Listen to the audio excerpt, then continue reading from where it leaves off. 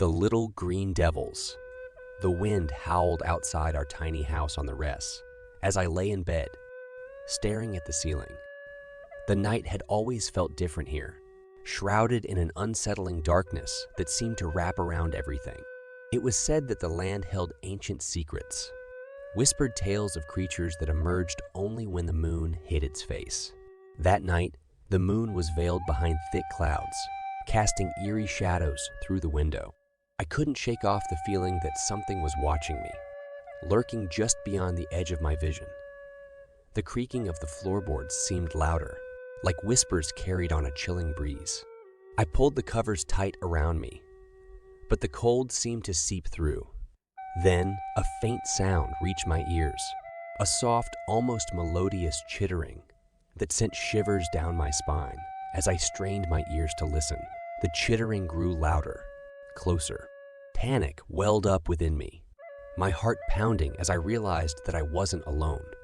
From the darkest corners of the room, they emerged little green-skinned goblins, their eyes gleaming with a malevolent light. Their small, gnarled figures seemed to dance in the dimness, moving with an unnatural grace.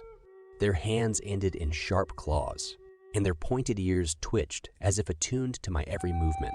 I wanted to scream, to flee, but a strange paralysis held me in place as their eyes locked onto mine. One by one, they advanced, their grotesque faces twisted into grins that revealed rows of jagged teeth. Their breaths came in ragged, excited gasps, and their laughter was a haunting medley of delight and malice. As they drew near, I could feel a strange sensation, like tendrils of power snaking through the air. Objects on the shelves trembled and lifted off the surfaces, swirling around the goblins in an eerie dance. It was as if their abilities were woven from the very fabric of the night, a dark magic that made the room pulse with an otherworldly energy. The room seemed to close in around me, the walls warping and shifting as if the goblins were manipulating reality itself. I could barely breathe, my throat tight with fear. Their clawed hands reached out, inches away from touching me, and I squeezed my eyes shut, bracing for the inevitable. And then, just as suddenly as they had appeared, the goblins vanished. The room returned to its ordinary state, the wind outside carrying away the echoes of their sinister laughter. I was left trembling, drenched in cold sweat, and wondering if it had all been a horrific dream.